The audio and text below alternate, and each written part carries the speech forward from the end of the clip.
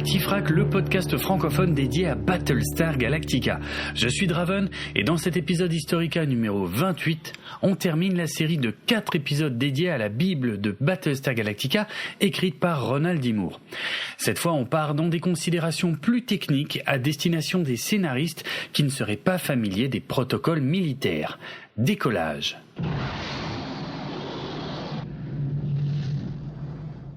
On arrive maintenant dans la dernière partie de la Bible de Ronald D. Moore. Celle-ci traite en détail du vaisseau qui donne son nom à la série, à savoir le Battlestar Galactica lui-même. Et oui, vu que l'essentiel de la série se déroule à bord de ce vaisseau, il est assez logique que Moore ait pris le temps de construire un historique et une description très détaillée de ce qui sert de décor principal avec ses protocoles et son fonctionnement. On embarque donc avec lui pour une visite guidée très complète du Battlestar Galactica, et cette fois-ci je n'interviendrai pas au milieu du texte pour le commenter, car je le trouve suffisamment explicite, et puis on va pas se mentir, je suis loin d'être un expert en protocole militaire. Ouvrez les guillemets. Histoire. L'un des 12 premiers Battlestar, le Galactica, a été construit par et représente la planète Caprica. Il a été mis en service 5 ans après le début de la guerre des Cylons et il a été au combat jusqu'à la signature de l'armistice 5 ans plus tard. Il a été l'un des vaisseaux les plus décorés de la flotte coloniale et il a participé à certaines des batailles les plus célèbres de la guerre. Des 12 Battlestars de départ, seuls le Galactica et 2 autres vaisseaux ont survécu intact à la guerre des Cylons. À la fin des hostilités, le Galactica a servi dans la flotte pendant les 20 années qui ont suivi en tant que l'un des vaisseaux de guerre de première ligne pour défendre la paix. De nouveaux vaisseaux de guerre ont progressivement été construits et le rôle du Galactica a été de moins en moins important dans les exercices de la flotte. Finalement, les 2 navires jumeaux du Galactica ont été déclassés et démantelés pour récupérer la ferraille, tandis que le Galactica a été conservé dans la flotte pour des raisons plus cérémonielles que pratiques. C'était un vaisseau célèbre et il était médiatiquement intéressant pour le ministère de la Défense de le garder en service et sur le devant de la scène. Par conséquent, le Galactica a fait beaucoup d'escales dans les 12 colonies et c'était un vaisseau connu du grand public. Néanmoins, le coût et la maintenance nécessaires pour garder le Galactica en service commencèrent à prendre le pas sur les bénéfices médiatiques et durant une série de coupes budgétaires, il fut décidé de déclasser le vaisseau et de le donner en tant que navire musée au département de l'éducation. Opération de combat. Le Galactica est essentiellement un porte-avions qui va dans l'espace. En tant que tel, ses armes principales sont les escadrons de chasseurs qu'il transporte et son seul but est de fournir une base mobile à ces chasseurs pour être le point de départ de leurs opérations. C'est aussi une sorte de cuirassé, c'est-à-dire un vaisseau conçu pour tenir tête à un autre vaisseau ennemi. Comme on a pu le voir dans la bataille finale du pilote, le Galactica a des armes lourdes à sa disposition et est capable d'affronter un Battlestar Cylon en combat direct. Néanmoins, ce sont les escadrons de chasseurs à bord du Galactica qui fournissent le véritable punch. Les chasseurs permettent au Galactica d'atteindre des cibles très éloignées de la portée de son propre armement, tandis qu'ils le maintiennent en sécurité en étant hors de portée des armes ennemies. Les vaisseaux spatiaux à bord du Galactica sont rangés par type. Les chasseurs, comme le Viper, ont leurs propres escadrons, tandis que les vaisseaux de reconnaissance ou d'attaque électronique, comme les Raptors, ont leurs propres escadrons. Il y a vraisemblablement d'autres types de vaisseaux qu'on n'a pas encore vus, comme des vaisseaux tankers ou de transport qui ont également leurs propres escadrons. Il n'y a pas de hiérarchie parmi les escadrons eux-mêmes. Ça veut dire que les chasseurs ne sont pas supérieurs aux tankers ou qu'un pilote de Viper ne va pas prendre de haut un pilote de Raptor. Ils sont tous égaux et ils nécessitent leur propre spécialité et compétences. Normalement, les pilotes d'un escadron ne pilotent pas de vaisseau d'un type différent. En fait, chaque pilote croit que son type de vaisseau est spécial et probablement meilleur que n'importe quel autre vaisseau.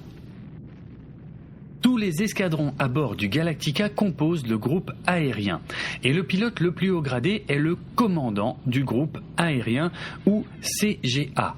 En anglais, c'est le CAG car les lettres ne sont pas dans le même ordre. Au sein des escadrons, il y a des chefs d'escadron, des chefs de vol et ensuite des pilotes seniors et leurs ailiers. Le rôle du CAG est de transmettre les ordres d'Adama au groupe aérien. En termes simples, Adama dit au CAG ce qu'il faut faire et le CAG se débrouille pour trouver comment le faire. Si Adama veut envoyer une mission de reconnaissance pour explorer la surface d'une planète, le CAG décide qui vole sur la mission, quelle sera leur trajectoire de vol, combien de temps durera la mission, etc. Ça ne veut pas dire qu'Adama n'a pas un droit de regard sur les détails. Il évaluera et il approuvera tous les plans, mais il devrait décider des objectifs stratégiques et déléguer la planification tactique. Le type et le nombre d'appareils qui seront envoyés pour chaque mission donnée devra être ajusté à l'objectif. Si la cible est proche, envoyer un tanker pour ravitailler l'appareil ne sera pas nécessaire. Une mission d'attaque contre une cible ennemie bien défendue nécessitera des Vipers dont le seul but est de frapper la cible, tandis que d'autres Vipers voleront en escorte pour attaquer les chasseurs ennemis et les Raptors brouilleront les systèmes électroniques ennemis et se comporteront en appareil de première alerte. Une mission de stricte reconnaissance nécessitera davantage de Raptors et seulement 2 Vipers en escorte. Le lancement et la récupération des engins spatiaux sont des opérations extrêmement dangereuses et sont les moments où les accidents mortels hors combat sont les plus probables à bord d'un vaisseau. Un Viper est une grosse machine remplie de carburant hautement combustible, avec des moteurs énormément puissants et il transporte des explosifs. En vol, un Viper est une vraie beauté, capable de faire des pirouettes et de manœuvrer dans l'espace sans ressentir la traînée ou la poussée d'une atmosphère. Mais quand il est piégé dans la gravité artificielle du pont de vol du Galactica, un Viper est un gros morceau de métal lourd, peu commode et encombrant qui doit être manutentionné physiquement pour le mettre à sa place sur le pont et qui doit être réparé sans endommager l'intérieur du Galactica ou blesser n'importe lequel des matelots de pont. Opération de vol. Voici une séquence d'événements typique pour un Viper en mission de routine qui effectue une patrouille de combat aérien autour du Galactica. L'équipe de pont fait le plein et arme le Viper 289 dans les hangars. Pendant ce temps-là, la pilote, disons que c'est Starbuck, a un briefing de mission dans la salle de préparation des pilotes. Chaque vol a un briefing de mission. Il n'existe pas de routine. Starbuck descend dans les hangars et fait une inspection visuelle de son Viper, discute avec le chef qui s'occupe de ce Viper en particulier et passe en revue n'importe quel problème de maintenance. Puis elle grimpe dans le cockpit, le chef et ou le matelot de pont l'aide à s'attacher dans son siège et lui tend son casque. Les matelots manœuvrent ensuite le Viper en direction du tube de lancement. Une fois que le Viper est dans le tube, un klaxon résonne et l'ordre « Dégagez le tube » est donné. Il signale au matelot qu'il faut qu'il s'en aille et qu'il faut sécuriser les écoutilles. Le Viper est maintenant sous le contrôle de l'officier de lancement qui est situé dans une petite cabine où il supervise le lancement de tout vaisseau spatial quittant le Galactica. Aucun vaisseau spatial ne peut être physiquement lancé sans une action directe de cet officier. En d'autres termes, il ne peut jamais y avoir de moment où le pilote rebelle décide de décoller de son propre chef. L'officier de lancement contacte le CIC, alias la passerelle, pour demander la permission de lancement et quand il l'obtient, l'officier de lancement passe en revue une dernière série de vérifications. Viper 289, Galactica, dégagé devant, Navcon en vert, intervalle OK, poussée positive et stable, goodbye. Dégager devant signifie qu'il n'y a rien devant le Viper dans le tube de lancement. Navcon en vert signifie que le système de navigation à bord du Viper fonctionne et s'affiche en vert sur le poste de l'officier de lancement. Intervalle OK signifie qu'il a vérifié l'intervalle entre ce Viper et celui qui a été lancé juste avant. Poussée positive et stable signifie que la poussée moteur du Viper est stable et suffisante pour lancer l'appareil. Goodbye dit au pilote que l'officier de lancement vient juste de presser le bouton qui va littéralement lancer le Viper à travers le tube, puis dans l'espace. Alors que le Viper de Starbuck sort du tube et rugit dans l'espace, elle contacte immédiatement le CIC du Galactica pour se signaler. La directrice de vol du CIC, dans la mini-série pilote c'était l'une des fonctions remplies par le personnage de Douala, va ensuite diriger Starbuck vers sa destination, qui dans ce cas est une patrouille de combat autour du Galactica. La directrice de vol va donner à Starbuck des indications spécifiques sur où aller, à quelle vitesse y aller et que faire lorsqu'elle y arrivera. S'il y a un pilote plus confirmé dans l'espace que Starbuck à sa destination, alors Starbuck devra également obéir aux ordres de ce pilote. Une fois la patrouille terminée, Starbuck devra contacter le Galactica et demander la permission de poser son Viper. Une fois la permission accordée, Starbuck sera dirigé vers le circuit d'atterrissage suivi par tous les appareils qui essaient de se poser à bord du vaisseau. Une fois que son Viper est dans le circuit d'atterrissage, elle est sous les ordres de l'officier de signal d'atterrissage, LSO en anglais pour Landing Signal Officer. Le LSO a une petite cabine, un peu comme celle de l'officier de lancement, et se concentre sur la tâche spécifique de faire atterrir chaque appareil.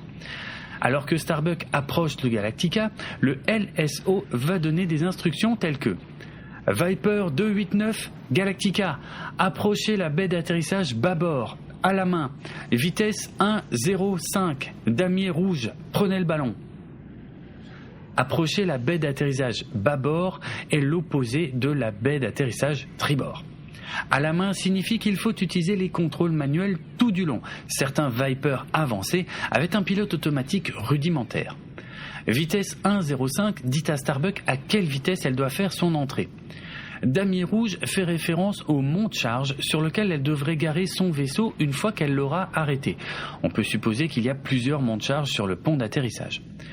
Prenez le ballon fait référence à un système de lumière externe que le pilote peut voir depuis l'extérieur du Galactica et qui aide Starbuck à se diriger.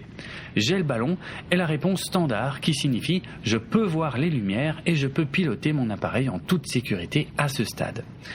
Starbuck guide alors son Viper sur le pont d'atterrissage et l'arrête sur le monte-charge à damier rouge. Le LSO vérifie les contrôles et fait son rapport. Viper 289 Galactica, train déployé, verrouillage magnétique sécurisé, bienvenue à bord Starbuck. Train déployé signifie que les trains d'atterrissage du Viper sont posés sur le pont. Verrouillage magnétique sécurisé signifie que le verrouillage magnétique a été activé et qu'il maintient physiquement le Viper sur le pont. Le monte-charge amène ensuite le Viper à travers un sas et jusque dans les hangars où les matelots de pont vont ensuite prendre physiquement le contrôle du Viper, sécuriser les armements et débuter la maintenance. Starbuck quitte le cockpit, relate tout problème au chef et se dirige vers la salle de préparation des pilotes pour un débriefing obligatoire et pour recevoir des critiques sur sa technique d'atterrissage. CIC. Toutes les fonctions de commandement sont exécutées depuis le Combat Information Center, alias CIC, le centre nerveux du Galactica qui se trouve au plus profond du vaisseau dans la zone la mieux protégée. Adamat commande toujours le vaisseau depuis le CIC et dans le cadre de nos besoins, le CIC est l'équivalent fonctionnel de la passerelle de Star Trek. Il y a techniquement une véritable passerelle du Galactica quelque part, mais elle est habituellement uniquement utilisée pour la mise à quai ou pour manœuvrer précisément le vaisseau de concert avec un autre vaisseau ou avec un objet qui requiert un contact visuel de la part de l'officier qui dirige la manœuvre. Le CIC est commandé à tout moment par l'officier de garde, un rôle rempli par le lieutenant Gaeta dans le pilote. Les horaires de travail sont appelés des gardes, et chaque garde dure environ 4 heures. L'officier de garde occupe le commandement fonctionnel du vaisseau et est responsable de tout ce qui se passe à bord durant sa garde. À moins que l'officier de garde ne soit relevé de ses fonctions, il n'y a que lui qui puisse donner des ordres pour manœuvrer le vaisseau, lancer des engins spatiaux, mettre l'armement à feu, etc. Les officiers juniors doivent tous remplir les conditions pour devenir officiers de garde dans l'espoir d'avoir de l'avancement dans leur carrière. Et chaque officier à bord du Galactica est attendu pour prendre son tour de garde à un moment ou à un autre, avec l'exception notable d'Adama qui n'a pas de tour de garde formel et qui fait son propre planning comme il le souhaite. Manœuvrer le Galactica. Manœuvrer le vaisseau se fait depuis le CIC, bien qu'il y ait quelques autres stations de manœuvre situées dans d'autres zones du vaisseau. Les ordres sont relayés à la salle des machines en ce qui concerne la vitesse de croisière et au timonier du CIC en ce qui concerne les manœuvres. Diriger le vaisseau est complexe et assez comparable avec le fait de diriger un sous-marin. Il y a une série de propulseurs situés à la proue, au milieu du navire et à la poupe, et les ordres doivent être donnés à des propulseurs spécifiques pour faire tourner le vaisseau. Proue augmentée d'un demi, gauche plein, poupe diminuée d'un demi, droite plein. Avec l'ordre ci-dessus, Adama a dit au timonier chargé de la proue d'activer le propulseur situé sous la proue ou sous le menton du vaisseau à la moitié de sa puissance et d'activer le propulseur du côté gauche de la proue ou la joue à pleine puissance. Dans le même temps, le timonier de poupe va allumer le propulseur au-dessus de la poupe ou des fesses du vaisseau ainsi que le propulseur du côté droit de la poupe sur la fesse droite. Le résultat final de l'ordre d'Adama est de relever le nez du vaisseau, faire descendre l'arrière et commencer à tourner dans le sens des aiguilles d'une montre. Notez que cela n'a rien à voir avec la vitesse du vaisseau ou sa direction. Il est juste en train de tourner le vaisseau dans une direction. Ensuite, il arrête de tourner avec un ordre simple « Rencontrer ». Tous les timoniers vont inverser leur commande pour arrêter de tourner. Le Galactica fait maintenant face à une nouvelle direction avec une orientation différente. Si Adama ordonne « Salle des machines, vitesse maximale », le Galactica va maintenant se diriger vers une nouvelle direction à sa vitesse maximum de sécurité. Limiter les dégâts. La limitation des dégâts, ou DC en anglais pour Damage Control, est la responsabilité de chaque homme et femme à bord du vaisseau. Chaque personne est entraînée et réentraînée à combattre les incendies, à sécuriser les brèches dans la coque, à délivrer les premiers secours, à réparer les dommages, etc. Des groupes de limitation des dégâts sont organisés en divisions à travers le vaisseau et en cas d'urgence, chaque compartiment a un système organisé pour traiter une urgence dans ce compartiment. Par exemple, alors que la tâche principale des gens de la salle des machines est de travailler sur les moteurs pendant le combat, ils doivent être préparés à s'occuper des dommages dans leur propre compartiment si jamais le besoin se fait sentir. Il y a aussi des groupes itinérants de limitation des dégâts qui sont disponibles pour se déplacer à travers le vaisseau et s'occuper des situations d'urgence. Des officiers de limitation des dégâts sont affectés à travers le vaisseau et, encore une fois, il s'agit d'officiers existants issus d'autres spécialités. Le capitaine Kelly est le LSO, mais il est également officier de limitation des dégâts pendant une urgence. La limitation des dégâts fait son rapport final au commandant en second qui est responsable de la réparation de tout dommage infligé au vaisseau, tandis que l'officier de commandement se concentre sur le combat contre les ennemis. Le commandant en second note tous les dommages avec un crayon gras sur un tableau effaçable dans le CIC parce que c'est simple et parce que ça ne repose sur aucun système d'alimentation qui pourrait avoir été mis KO pendant une attaque. Engagés et officiers.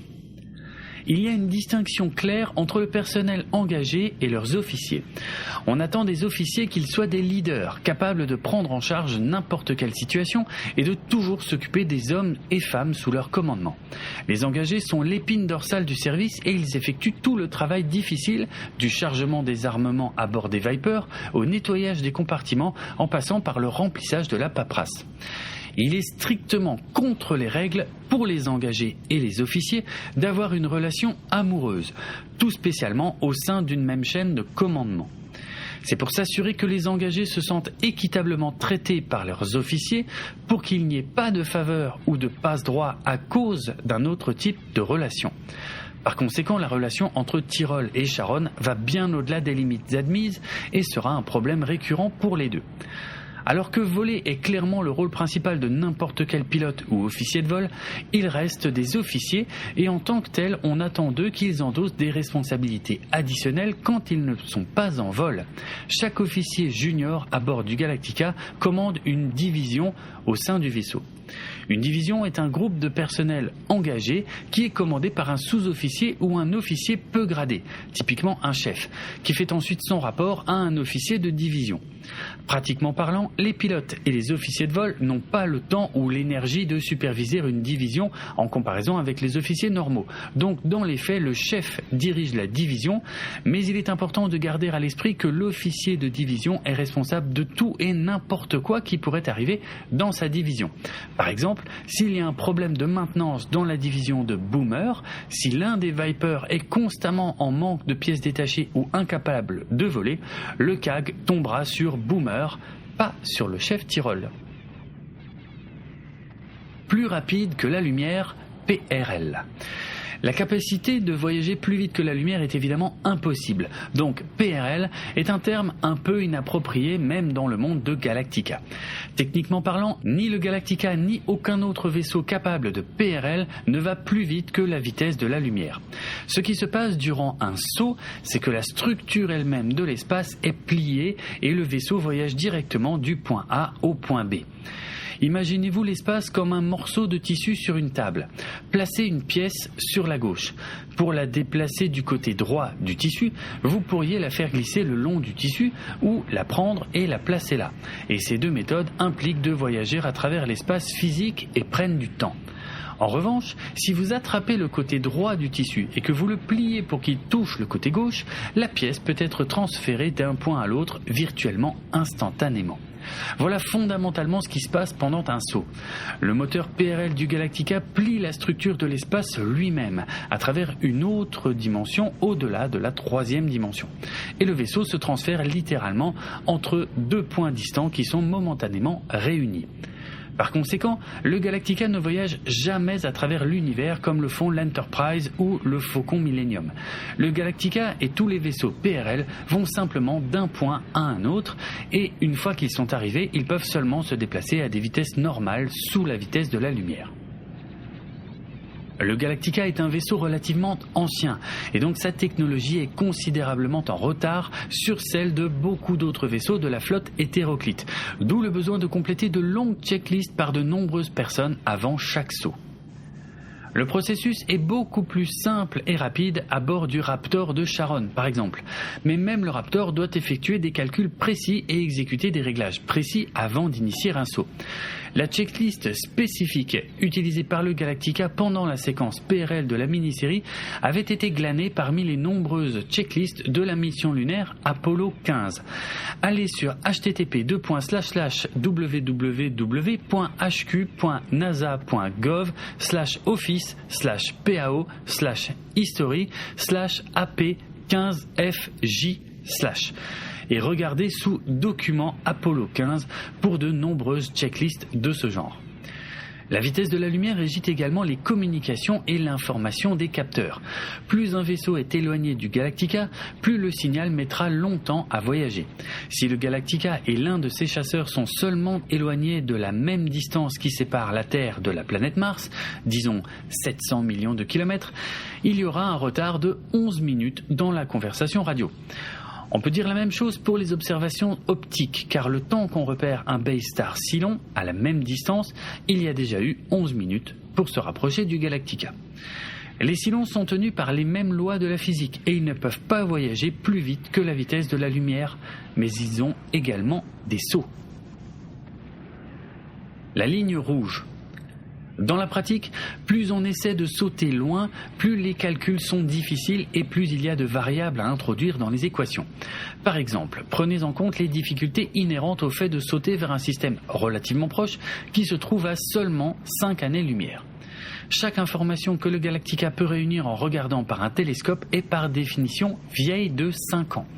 L'étoile et toutes les planètes qui l'entourent ont été en mouvement pendant 5 ans depuis que la lumière qu'on peut voir a quitté ce système. Ça signifie que le Galactica doit calculer le mouvement de tous les corps célestes de ce système en se basant sur les informations qui ont 5 ans. Plus le point de saut est éloigné, plus le problème est grand. Essayez de sauter 100 années-lumière et vous avez un siècle de calcul à effectuer. À cause des limitations inhérentes à la technologie coloniale, leur capacité à calculer toutes les variables impliquées dans un saut est également limitée. La marge d'erreur augmente de façon exponentielle quand ils essaient d'aller plus loin. Et par conséquent, il y a une ligne rouge théorique au-delà de laquelle il n'est pas considéré comme sûr de tenter un saut. À la fin du pilote, le Galactica a intentionnellement sauté au-delà de la ligne rouge et est dans un espace inexploré et inconnu. Voilà, je referme les guillemets sur cette partie très technique qui n'est pas forcément la plus passionnante de ce document, mais qui contient beaucoup d'indications nécessaires pour ceux qui, comme moi, ne connaissent pas grand-chose au protocole militaire.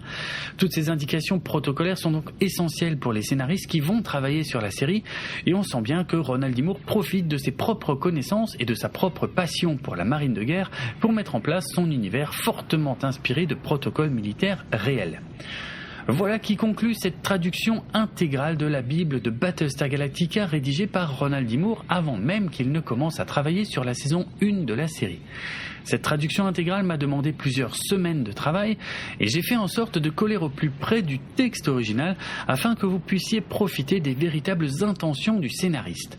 Certains passages m'ont donné du fil à retordre, tout particulièrement dans cette émission, car ils contenaient un vocabulaire technique qui m'était inconnu et cela aurait pu aboutir à des contresens si je n'avais pas passé un peu de temps à rechercher les bonnes équivalences en vocabulaire militaire français. Mais c'était sans compter sur le fait que Ronald D. Moore a également inventé quelques termes spécifiques pour l'univers de Battlestar Galactica. J'espère que ça vous a plu. D'autres épisodes Historica sont encore à venir afin que je vous raconte ce qui s'est passé dans les coulisses de la production de la série avant qu'on attaque les épisodes Analytica consacrés à la saison 2 de Battlestar Galactica.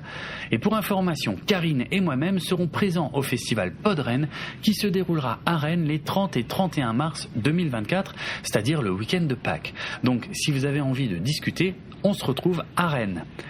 Le podcast Galactifrac fait partie du label Podchose et il est disponible sur PodCloud ainsi que sur Apple Podcast, Deezer, Amazon Music, Audible et de nombreuses applications iOS et Android, sans oublier YouTube. Retrouvez les notes de l'émission sur galactifrac.lepodcast.fr et suivez-nous sur X, Blue Sky, Facebook et Instagram pour du contenu supplémentaire en lien avec cet épisode. Vous pouvez également venir discuter avec d'autres auditeurs et moi-même sur le serveur Discord de l'émission. Si vous voulez me retrouver personnellement sur X ou Blue Sky, mon pseudo c'est Draven et le nom du compte c'est Dravenardrock qui s'écrit DRAVENARDROK.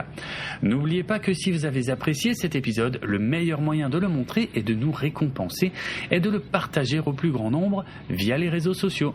Ciao. By your command.